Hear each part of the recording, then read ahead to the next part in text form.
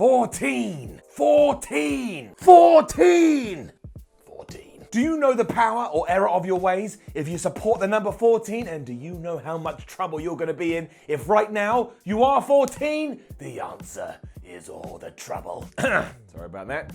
Just got a bit carried away. Ding. Push my elevator button. And now I can go down. I'll see you in a second when I'm not crazy no more. Okay, let's get into the nitty gritty. If your dream is to enter the WWE Royal Rumble at number 14, I've got some advice for you. Change your plans right now. You're basically setting yourself up for failure, and that's not what you want. You want to win the damn thing and go on to headline WrestleMania. You can point at the sign and everything, although that won't happen because usually in these days, the winner of the Royal Rumble, well, you could probably open the match. You win the Royal Rumble, you'll get to WrestleMania and you'll be on the opening match because that whole event, WrestleMania, that died about, I don't know what, 12 years ago? Probably more. Genuinely though, when it does come to the number 14 in WWE's January pay-per-view, usually if you do pick it, all of a sudden your career, or your life in general, becomes the pits. So let's start at the start. It's been a long day. We had the Rumble in 1988 to begin because the one they did in 1987 was more experimental and only had like 12 wrestlers, so we don't need to worry about it. Also, because it only had 12, we never got to number 14. But in 1988, it was the Outlaw Ron Bass, and actually he had a pretty decent life. He had a pretty good career even after he had picked the number 14. I think he died when he was around about 68 years old. I mean, that is still quite young, all things considered. But again, he was happy, and that's all you can ever ask. 1 year later, though, it was Marty Jannetty that would come out to this number. And while it would be another 2 years before he got thrown through the barbershop window, I don't think anybody, in hindsight now, can look back at what Marty Jannetty did after the Rockers split up and go, huh, he had a good run. Because he absolutely did not. In fact, all he got throughout maybe his entire WWE and wrestling career was, you were never as good as that other guy. What was his name? Oh yeah, that's right, Shawn Michaels. That was even stranger because there was a time when Marty Jannetty was seen as the quintessential babyface and he couldn't fail. And not only did he fail, but he had loads of personal issues. And in more modern times, well, he had that conversation, that debate. Apparently he got hacked on Facebook. I'm not going to talk about it here because I don't want to upset myself, but Google is your friend. Type in Marty Jannetty Facebook.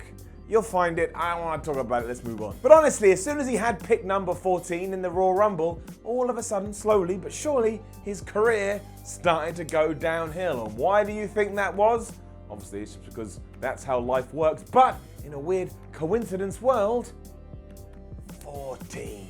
Moving on to 1990, fate was all ready to strike again until it itself watched the Royal Rumble and saw that Haku was walking to the ring and decided, you know what, I don't want to, with Haku, that's me bleeping myself, because it's Haku. Haku is crazy. Not even time itself is going to try and get one over Haku. So Haku was Haku. He had a good life. He ate some people's ears or whatever it was he does when he went out and did his stuff. Again, you can read about it. But this one's all good. 1991 was a very different story, mind, and also a very sad one, because marching down that ramp was the British Bulldog. He was number 14, and only a year later, he'd be celebrating the biggest match of his entire wrestling life as he headlined at Wembley Stadium. And also, yeah, throughout 1997, which was years removed, he was still having badass matches for the European Championship.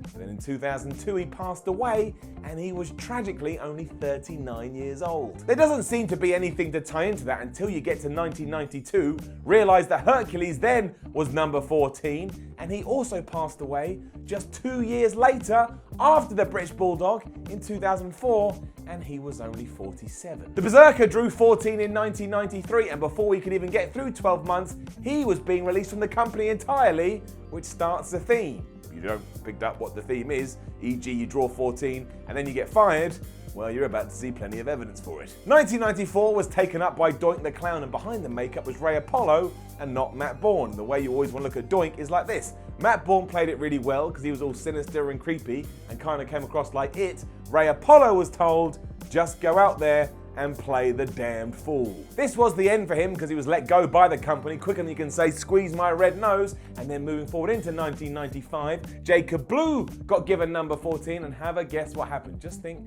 let your brain run through all the options. That's right, he was fired as well. And don't even worry about 1996 because that was Doug Gilbert, and Doug Gilbert only made one appearance for the WWE, and it was at the Royal Rumble in 1996. So there you go, a host of different wrestlers that came in at number 14, and before the year was even done, they were told by Vince McMahon or somebody else, "We don't want you anymore. Get out the door." Goldust picked it in 1997, and while overall he had a pretty treasured career, after this he actually ran into some personal problems that almost came out of nowhere, at least from a fan perspective, and in 1998 fate got scared again, because 1998 saw Ken Shamrock at number 14, and much like Haku, you don't mess around with Ken Shamrock, he's like a real fighter, he'd kick your ass. 1999 belonged to Kurgan, who, surprise surprise, had his wrestling career drawn to a halt soon after he pulled number 14. Although fair play to Kurgan, he actually went on to have a pretty successful acting career after this, and that's nice, makes me feel all warm and fuzzy. I like people to be happy. And in 2000, it was Bob Backlund. Now I love Bob Backlund, I think Bob Backlund is a wrestling hero, but just go and look at anything Backlund did from the year 2000, probably to now, and I don't think that you can't say he a little bit crazy, because Bob Backlund, a little bit crazy, hilarious and entertaining and fun to watch, but he's a little bit nuts. And that all seemed to happen when he came in at number 14. And I know I keep saying the same words over and over again, but this is about the curse of number 14, so that's just what has to happen. Things switch up a bit here because number 14 actually attacked before we even got to the 2001 Royal Rumble, because there it was the Good Father, and by that point he'd already been stripped of his gimmick that had made him popular and made the fans love him, because he wasn't the Godfather anymore. He was the Good Father because of all that PTC stuff, and soon after this, remember what happened to the Good Father? He just vanished from our TV screens too. He could never get back to where he was. And it was the same for DDP in 2002. Prior to getting the number 14 spot, he was told, Damon Dallas, don't worry about all that stuff you did before. Don't worry that you were a WCW champion. We're going to bring you into WWE and you're going to do this. We're going to like change your voice and make it sound all weird. Oh, by the way, quick trivia fact, Miller trivia, that was actually Vince McMahon doing those voices. But anyway, they'll think it's you and you're going to go and stalk The Undertaker's wife. And that will also kill any other gimmick that you try and do after that.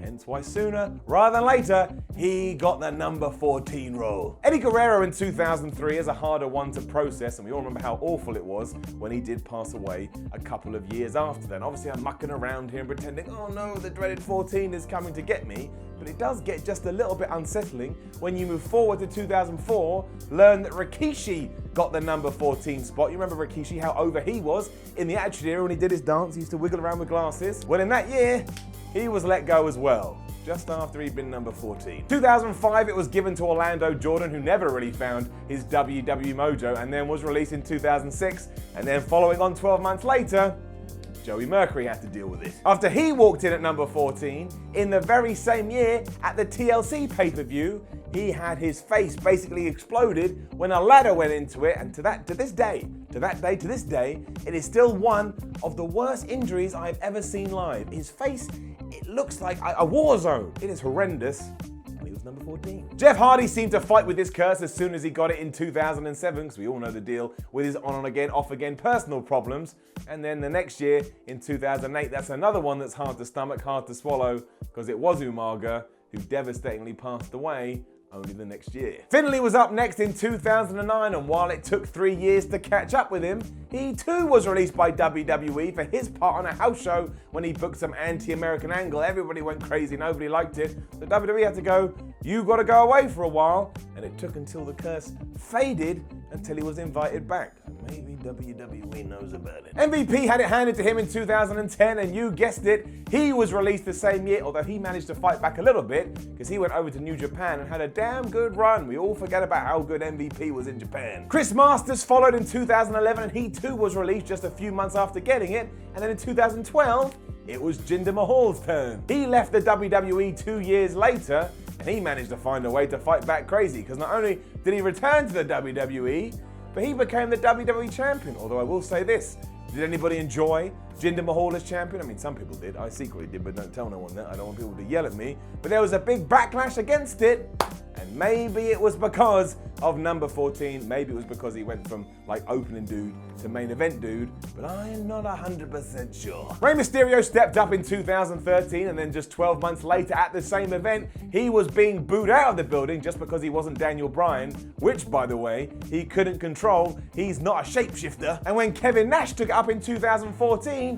before we even got to December, he had a very public falling out with his son. DDP got it again in 2015, but by this point, Diamond Dallas Page was basically the savior of all pro wrestling, and he was too damn positive, so no matter what the Curse wanted to do, he would have just smiled it away. The Curse would have wandered up and gone, I'm going to get you, DDP, and then he would have done his DDP yoga, stretch, and before you know it, the Curse would have been next to him going, oh, DDP, I feel so much better. I think you just turned me into a new man. Basically, DDP is brilliant. Guess who got it in 2016 too? That's right, it's your man Stardust, and in that sense, it's more of a curse for WWE, because in May of 2016, Cody Rhodes left the company and has gone on to become one of the most important and most successful people outside of their walls. You can bet your ass Vince McMahon isn't happy about that, and Kofi Kingston wasn't happy when he got it the following year, number 14, and then 2 months later, he got injured and had to go and get surgery. And I'm going to say, it wouldn't have happened if he hadn't gone for number 14. 2018 is arguably the most interesting, because you want to know who came in then at number 14?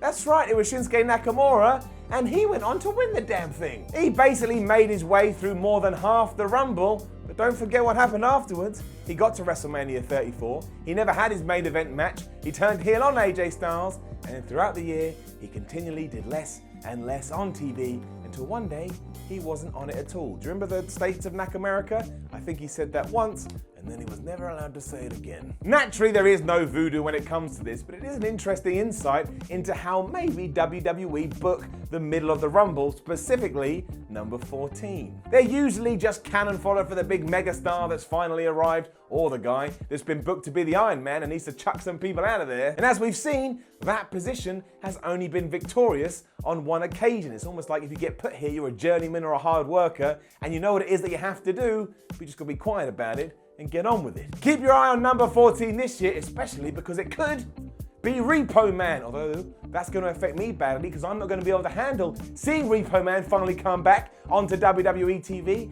and my brain will probably float away from my body, and I'll just have to sit there forever in like some kind of state of just Repo Manness as I try to process what I've just seen. I'll get it as well. You can't be safe from the number 14. Now, don't forget to leave a comment below and let us know what you think about this and the Royal Rumble itself. Like, share, and subscribe. Head on over to WhatCulture.com and read yourself some articles. Then go back this way. Follow WhatCulture on Twitter at WhatCulture WWE. And when you're done, go and watch some more videos here at WhatCulture Wrestling. My name is Simon from WhatCulture. Thank you very much for watching. As we are building up to the Royal Rumble, enjoy it. It's one of the big 4 pay-per-views, probably the second biggest one of 2019, and once it's done, we ain't ever gonna get it again. So smiles on faces, eyebrows up, look like a psychopath, and I'll see you soon.